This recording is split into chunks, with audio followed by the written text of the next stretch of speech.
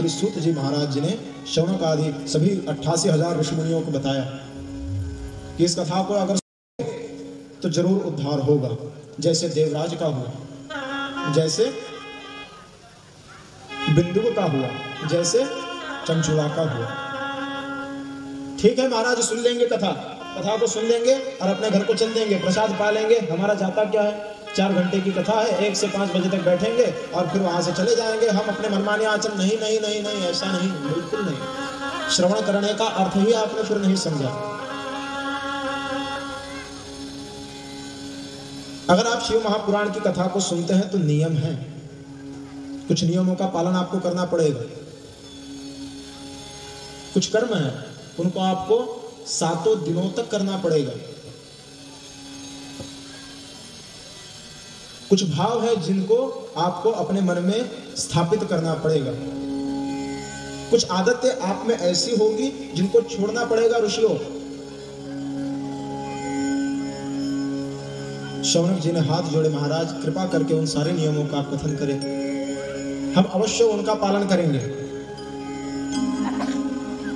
बोले तो सुनो, श्रवण का अर्थ केवल सुनना नहीं होता। अब ध्यान दीजिएगा सभी माताएं, श्रवण का अर्थ हम आज तक यही समझते आ रहे हैं कि शिव महापुराण की कथा हमने आस्था चैनल पर, हाँ, पूजनीय श्री प्रदीप जी मिश्रा जी महाराज जी की हमने सुन ली, हमारा उद्धार हो जाएगा। नहीं नहीं, कुछ नियम है। 1 से 5 बजे तक हमारे द्वार पर कथा थी, हमारे मोहल्ले में थी, हमने सुन ली, अब हो जाएगा हमारा उद्धार। नहीं नहीं, कुछ नियम है। क्या नियम है? बोले तो सबसे पहले सुनना क्या होता है इस बात को समझ लो। एक सत्संगी मनुष्य था, मूर्तिकार भी था, मूर्तियां बनाकर उसको बेचना उसका व्यापार था। एक बहुत बड़े मेले में उसने अपनी एक छोटी सी दुकान लगाई और केवल 2 मूर्तियां बनाकर दोनों सामने रख दी। ग्राहक आते जाते पूछते थे कि दुकान तो भैया तुम्हारी है, छोटी है, ठीक है, लेकिन केवल 2 मूर्तियां लेकर बेच रहे हो, बाकी मूर्तियां क्या बेच दी? बोले नहीं नहीं, बेची नहीं है, केवल 2 मूर्तियां मैंने लाई है और इन्हीं दोनों को बेचूंगा, और आप भी अगर खरीदना चाहो तो आपको पहचाननी होगी कि इन दोनों मूर्तियों में क्या अंतर है। ग्राहकों की भीड़ जमा होने लगी, ग्राहक देखने लगे। कुछ लोगों ने मूर्ति को उठा के आजू बाजू ऐसे डोल के हिला के देखा, कुछ नहीं समझ में आया। बोले दोनों मूर्तियां तो एक जैसी दिखती हैं। बेचने वाले ने कहा हाँ ठीक समझा, दोनों मूर्तियां वशिष्ठ जी की हैं। किनकी है? वशिष्ठ जी की दोनों मूर्तियां हैं। बोले दोनों पीतल की नजर आ रही है? बोले हाँ दोनों पीतल की है। बोले इसमें अंतर क्या है? बोले अंतर यह है कि एक इसमें की 500 रुपए की है और एक इसमें की 50,000 रुपए की है। उन्होंने सर पे हाथ दे दिया, बोले अंतर कुछ भी नहीं दिखाया, मालूम नहीं पड़ता। और फिर एक की 500 कीमत है, एक की 50,000 कीमत है, इतना कैसे? इसमें कुछ सोने का पतरा चढ़ाया है क्या? बोले नहीं, धातु एक ही है।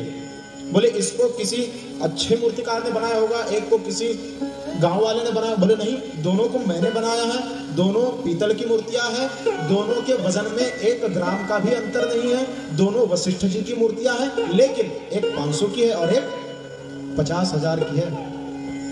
और पहचानना तुम्हें है कि कौन सी 500 की है, कौन सी 50,000 की है। ग्राहक ने सर पे हाथ दे दिया, कुछ जाने लगे, कुछ सोचने लगे, कुछ को समझ नहीं आया तो आगे क्या होगा ये देखने के लिए कुछ लोग रुक गए। एक महात्मा जी वहीं से जा रहे थे। महात्मा जी ने देखा ये भीड़ कहाँ की है, कैसी लगी है भीड़। गए, भीड़ के अंदर जब गए, दुकान दिखा, 2 मूर्तियां दिखी और मूर्ति बेचने वाला वह मूर्तिकार उनसे भी वही कहता है कि महाराज देखो ये दोनों पीतल की मूर्तियां हैं, वशिष्ठ जी की दोनों मूर्तियां, दोनों मैंने बनाई हैं, दोनों के वजन में 1 ग्राम का भी अंतर नहीं है, लेकिन एक 500 रुपए की और एक 50,000 की। और पहचानना आपको है कि कौन सी 500 की, कौन सी 50,000 की। महात्मा जी ने दोनों मूर्तियां उठा के देखी, वजन बराबर, दोनों मूर्तियां गौर से देखी, एक जैसी, किसी में कुछ कम ज्यादा, अधिक कम कुछ नहीं दिख रहा था। महात्मा जी ने उससे पूछा मैं इसका परीक्षण करके देखूं? उन्होंने कहा बिल्कुल महाराज जी, आप देख सकते हैं। एक सुतली ली उन्होंने। क्या ली? सुतली, समझते हैं? उसको हाथों पे रगड़ दिया। क्या किया? हाथों में रगड़ दिया और उसी सुतली को एक मूर्ति के कान से डाला तो इधर से उन्होंने सुतली डाली तो इधर से पार वो ऐसे निकल गई। महात्मा जी ने कहा कि भैया देखो ये 500 रुपए की मूर्ति है। उसने कहा बरोबर कहा महाराज, सही है। दूसरी मूर्ति के कान में वही सुतली ऐसे रगड़ के कान में डाली तो वो इधर से निकल के इधर से नहीं चली गई, इधर से जाके वो अंदर पेट में सीधा चली गई और नाभि तक जाकर रुकी। महाराज जी ने कहा कि ये 50,000 की है भैया। उन्होंने कहा महाराज बरोबर कहा, सही है। दोनों में क्या बात है? बोले एक अंतर है कि एक सुनता है और छोड़ देता है, एक वो श्रोता है जो सुनता है और उसको धारण करता है। दोनों कथा पंडाल में बैठे होंगे, दोनों प्रकार के श्रोता यहाँ पर सुन रहे होंगे, लेकिन कुछ लोग ऐसे होंगे जो कथा को सुनते हैं और फिर अपने घर में जाकर अपने घर के कामों में लग जाते हैं। इन भावनाओं को जो उन्होंने इस कथा पंडाल से ग्रहण किया उनको छोड़ देते होंगे, तो वो 500 रुपए की मूर्ति समझना। और जो कथा को सुनकर वैसा आचरण करते हैं वो 50,000 की कीमती है, ऐसा समझना। तो कथा को सुनने का नियम वह है कि कथा को सुनो, लेकिन सुनकर दाल मत दो, व्यर्थ की कथा मत समझो, केवल सुनना और छोड़ देना। यह कोई सास बहू का झगड़ा थोड़ी है जो टीवी सीरियल में एक बार देख लिया, आधा घंटा बढ़िया मनोरंजन कर लिया, हो गया। नहीं, हम टीवी सीरियल में देखते हैं कथा, कोई अगर ऐसा चैनल हो वैसे चैनल में देखते हैं, पता नहीं मुझे सीरियल के तो नाम भी याद नहीं है। सीरियल को देखते हैं, आधे घंटे की सीरियल होती है, फिर दूसरे दिन उसकी प्रतीक्षा करते हैं, फिर देखते हैं, फिर भावुक हो जाते हैं, हंसने लगते हैं, उसमें समरस हो जाते हैं। वैसी समरसता यहाँ पर आनी चाहिए, कथा की प्रीति बढ़नी चाहिए। कथा का क्या अर्थ हुआ? कथा त्रिवेणी संगम, देव, भक्त आणि नाम। कथा का अर्थ होता है त्रिवेणी संगम है कथा। देव मतलब ईश्वर, ईश्वर की महिमा और उसका नाम, उनके भक्त, इन सबको मिलाकर कथा होती है। मैं अगर यहाँ पे अकेला बैठूं, आप सब लोग श्रोता कोई ना हो, कथा होगी? अच्छा, आप सब लोग बैठे रहिए, मैं चला जाता हूँ, फिर होगी? अच्छा, आप भी बैठिए, मैं भी बैठता हूँ, लेकिन यहाँ पे अगर मैं दूसरे ही पिक्चरों के भाव गीत, इधर उधर के फिल्मी गीत गाने लगूं, कथा होगी? श्रोता भी हो, वक्ता भी हो, लेकिन चर्चा ईश्वर की हो, नाम ईश्वर का हो, सुनने वाले और सुनाने वाले दोनों भक्त हो, तब वह कथा कही जाती है। इन त्रिवेणी संगम में स्नान जो करेगा वह अपने पूरे जीवन के मैल को धो देगा। तीर्थराज प्रयाग में त्रिवेणी संगम है। कौन कौन सी नदियां हैं?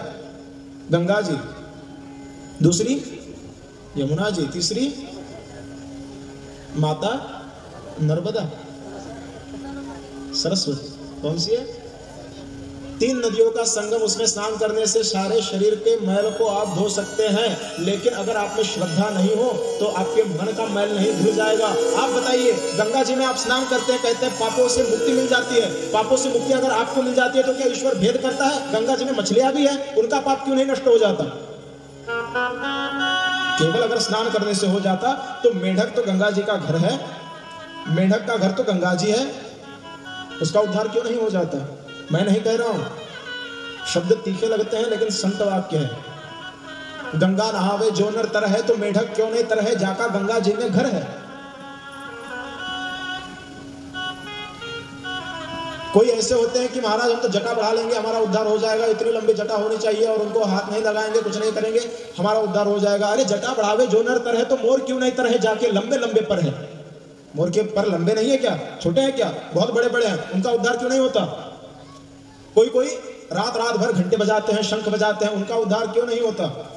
बोलते हैं महाराज हम तो शंख बजाकर अपना उद्धार। अरे नहीं, शंख बजावे जो नर तर है, इतना तीखा शब्द आप में से किसी ने नहीं सुना होगा आज तक जो कबीर महाराज जी कहते हैं शंख बजावे जो नर तर है, तो गड्ढा क्यों नहीं तर है जाका शंख जैसा स्वर है। उद्धार किससे होगा महाराज?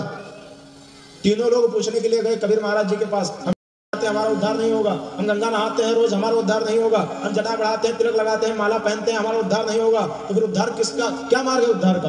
बोले कहत कबीरा सुन भई साधु, सोनर बेशक तर है जाके हृदय में हरिहर। सुनो, श्रवण करो और अपने हृदय में उन बातों को समेट। जब तक उन भावनाओं को आप अपने हृदय में स्थिर नहीं कर पाएंगे, उद्धार नहीं होगा। उद्धार का क्या अर्थ है? हम अगर सदाचार में सहज हमारी प्रीति हो जाए, समझ लेना उद्धार होना शुरू हो गया। गलत काम करते समय अगर हम भयभीत होने लग जाए तो समझ लेना हमारा उद्धार अभी शुरू हो गया। पाप करते समय यदि हमें लज्जा आने लगे तो समझ लेना शिव जी की, भोले जी की कृपा हो गई। श्री शिव महापुराण को ऐसा सुनना चाहिए। नियम क्या है महाराज? शौनक जी पूछते हैं, सूत जी महाराज बताते हैं कि नियम भी है, उन्हें भी कहता हूं सुनो। सुन तो लो, लेकिन सुनने के बाद किसी की निंदा कभी मत करना। विशेषकर दो लोगों की निंदा का निषेध किया है शिव महापुराण ने। कौन दो लोग हैं? एक जो पतिव्रता है उसकी निंदा तो कभी मत करना। शिव महापुराण की कथा कहती है कि जो पतिव्रता है, अगर आप शिव महापुराण सुनते हो और पतिव्रता की निंदा करते हो तो आपकी शिव महापुराण की जो श्रवण करने की फल सिद्धि है होगी नहीं। दूसरा कौन है? सती और दूसरा संत। एक है सती जो पतिव्रता है और दूसरे है संत जिनका ईश्वर पति है। पति जिनका ईश्वर है उनकी निंदा छोड़ो और ईश्वर जिनका पति है उनकी निंदा को छोड़ो। साधु संतों की निंदा बिल्कुल नहीं, ईश्वर की निंदा बिल्कुल नहीं। गौ हत्या का पाप लगता है महाराज। जो कहे कि क्या कथा सुनते हो और सुनते सुनते मान ऐसे गर्दन ऐसे डुलाते हो, डुलने लगते हो और फिर आते हो घर पे, क्यों टाइम पास करते हो वहां पे? बिल्कुल नहीं सुनना उनकी बात। अगर सुनते हो और उसको विचार में लाते हो, कथा सुनने का फल नहीं मिलेगा। दूसरी बात, अगर संतों की कोई निंदा करे, हाँ बढ़िया महाराज आए हैं, किसी भी संत की, अगर आप तीर्थ क्षेत्र में किसी चले गए और वहां पर किसी संत की निंदा आपने सुन ली, अरे इनको क्या कोई काम नहीं करते, खाने को बढ़िया मिले, लोग कहे महाराज तो बन गए सेठ जी। अगर ऐसा कहता है कोई और आप सुनते हो तो आपको शिव महापुराण की कथा सुनने का फल प्राप्त नहीं होगा। श्रद्धा अटल रखो, एक निष्ठ रखो। ठीक है महाराज? सुत जी महाराज ने जो कहा शौनक जी ने सुन लिया और फिर कहा कि महाराज क्या इतने भर से हो जाएगा? बोले नहीं, और भी कई बातें हैं। बोले अच्छा, और कौन सी बातें हैं? तो बोले वो बातें इतनी गोपनीय हैं कि विचार करके बतानी पड़ेगी। तो महाराज विचार करके बताइए, लेकिन विचार इतने जल्दी नहीं होगा। तो फिर महाराज क्या करें? बोले कल 1 बजे आ जाना। श्री शिव महापुराण की कथा और उसका आज यह प्रथम दिवस था। क्या होता है कथा श्रवण करने से? क्यों सुननी चाहिए कथा? कथा श्रवण के क्या लाभ है? किन किन पापों को करके भी मनुष्य को उन पापों से मुक्ति शिव महापुराण दे सकता है। उन पापों का विशुद्ध वर्णन। क्यों सुननी चाहिए कथा? इस प्रश्न का उत्तर। कथा सुनने के नियम क्या है? इस प्रश्न का उत्तर। कथा सुनने का क्या महात्म्य है? यह सब कुछ शिव पुराण की इस महात्म्य की कथा में आता है।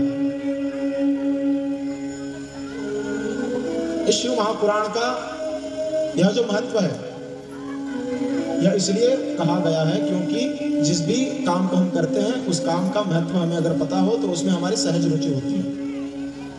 जैसे हम रोज भोजन करते हैं, क्यों? पेट भरने के लिए, हमारा शरीर पुष्ट रहे। अच्छा, केवल भोजन नहीं करते तो भोजन अच्छा भी करते हैं, क्यों? पुष्टता के लिए, शरीर अच्छा रहे इसलिए। जिसका महत्व हमें पता है, भोजन अच्छा करने से अच्छा शरीर होगा, इसलिए हम अच्छा भोजन करते हैं। भोजन दुर्गुणी करने से हमारी मति भी दुर्गुणी होगी। जैसे अन्न खाओगे वैसा मन होगा, वैसा शरीर होगा, इसलिए हम दुर्गुणी भोजन को कोई त्यागते हैं। उसका महत्व पता है इसलिए त्यागते हैं। वैसे ही जिस कथा का हम आज से कल से 6 दिनों तक श्रवण करेंगे, उस कथा का क्या महत्व है, उस कथा को सुनने में हमारी रुचि हो, इसलिए यह कथा महात्म्य प्रथम दिवस में होता है। जो हमने कथा सुनी देवराज ब्राह्मण की, जो हमने कथा सुनी चंचला और बिंदु जी की, इसका मनन करना, विचार करना कि हमारे जीवन में हम दुराचार अगर करते हो और शिव महापुराण को श्रवण भी करते हो तो दोनों एक साथ नहीं चलते। दोनों कथाओं में क्या साम्य है, तात्पर्य आपको बता देता हूं। सार क्या है? देवराज नाम के ब्राह्मण ने जीवन भर पाप किया था, लेकिन अंतिम समय में उसने शिव महापुराण की कथा सुनी। लेकिन शिव महापुराण की कथा सुनते सुनते वह बीमार था। अगर बीमार व्यक्ति कोई है तो क्या वो कोई काम कर सकता है? तो उसने पाप किया होगा? कोई नहीं। 1 महीने में उसने कोई पाप नहीं किया। शिव महापुराण की कथा को सुनते भी है और अपने पाप के काम अगर हम करते भी हैं, जो भी हमें पता है, तो उन कर्मों को करते हुए शिव महापुराण की कथा सुनने का फल हमें प्राप्त नहीं होगा। इसलिए कथा श्रवण की जो विधि है, कथा को श्रवण कैसे करें? बोले एक समय भोजन करो। पहले तो उन्होंने कहा कि अगर हो सके तो 7 दिन उपवास करो, बिल्कुल कुछ मत खाओ। महाराज इतना तो नहीं हो पाएगा। ठीक है, सुबह 1 गिलास दूध ले लिया करो, 7 गिलास दूध में पूरी कथा सुनो। बोले नहीं महाराज, बिना चाय के हमें दूध अच्छा नहीं लगता।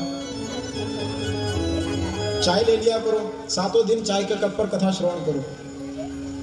खेती में जाना पड़ता है महाराज, दुकानदारी संभालनी पड़ती है, गांव में घूमना पड़ता है, पेट्रोल नहीं होगा तो गाड़ी चलेगी क्या? ठीक है, एक समय फलाहार कर लिया करो। फल उसमें तो कुछ स्वाद नहीं होता, ना मीठा ना खट्टा ना कुछ ना उसमें अगर नमक डाले मिर्ची डाले तो कुछ स्वाद आएगा। ठीक है, एक समय भोजन कर लो। बोले महाराज एक समय भोजन रह तो सकते हैं लेकिन बनेगा नहीं। ठीक है, 2 समय कर लो।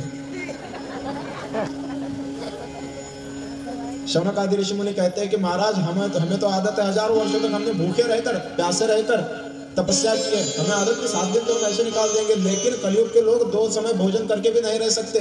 सुबह नाश्ता चाहिए, ब्रेकफास्ट। तो बोले ठीक है हल्का कर लो। बोले हल्का चलता नहीं है महाराज। ठीक है भारी कर लो, 3 समय भोजन कर लो, लेकिन फिर भी कथा को सुनो। कथा सुनना आवश्यक है। बोले महाराज कोई ऐसे होते हैं कि 3 समय भोजन करके भी नहीं चलता। महात्मा जी बोले अरे 5 समय कर लो, लेकिन इतना ध्यान रखना कथा में बैठो तो डुलकी ना आ जाए। ये ना हो महाराज जी कथा सुना रहे और हम इधर बढ़िया झपकियां दे रहे हैं। इतना ध्यान रख लेना। बाकी दिन भर भले चढ़ते रहो, लेकिन कथा को जरूर सुनो, क्योंकि कथा का महात्म्य अगाध है, अवर्णनीय है। इस कथा को श्रवण करने से क्या क्या लाभ मिलता है वो सब हमने सुन लिया। इस कथा का श्रवण कैसे करना चाहिए, श्रवण का अर्थ क्या है वो भी हमने सुन लिया। कथा को सुनते समय किन किन बातों का ध्यान रखना चाहिए, फिर दोहराता हूं, निंदा किसी की ना करो, दुर्गुण अपने ही देखो, उसे हटाने को सीखो।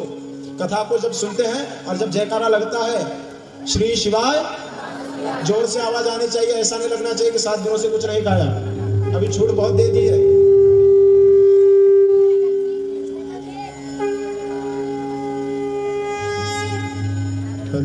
कितनी छूट दे दी?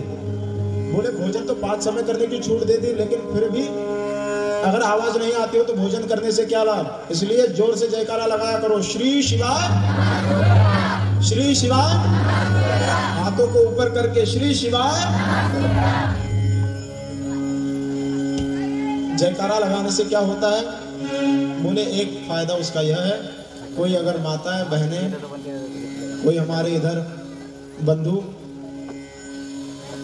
श्रेष्ठ जन झपकियां दे रहे हो, नींद आ रही हो, दूर हो जाती है।